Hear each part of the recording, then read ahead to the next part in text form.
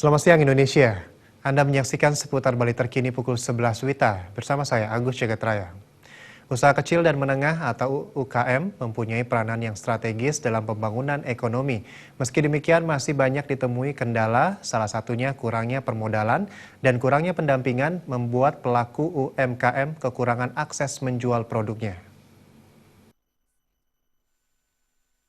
Sektor pengembangan UMKM ke depannya perlu mendapatkan perhatian yang besar baik dari pemerintah maupun masyarakat agar dapat berkembang lebih kompetitif bersama pelaku ekonomi lainnya. Menurut pengamat ekonomi Ninengah Sri Ekayani, pemerintah sebagai salah satu pihak yang memiliki kekuasaan untuk membuat suatu kebijakan diharapkan bisa mendukung penuh pertumbuhan UMKM dengan meningkatkan perannya dalam memberdayakan UMKM, di samping mengembangkan kemitraan usaha yang saling menguntungkan antara pengusaha besar dengan pengusaha kecil. Selain itu, peningkatan kualitas sumber daya manusia yang dimiliki menjadi salah satu pekerjaan rumah yang harus dilakukan agar ke depannya UMKM yang ada bisa bersaing di era globalisasi. Mungkin peran pemerintah itu sangat penting, terutama dalam membantu UMKM, kemudian sehingga bisa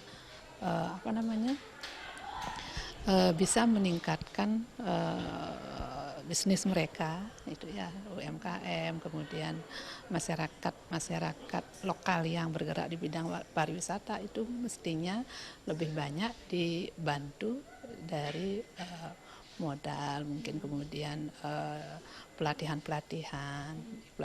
di bidang manajemennya, kemudian di bidang ketenaga kerjaannya. Saya rasa ya masih kurang ya, pendampingan dari pemerintah, terutama untuk unit-unit UMKM, kemudian juga bisnis-bisnis bergerak di bidang pariwisata, baik itu yang agrowisatanya, kemudian yang bidang-bidang yang lain.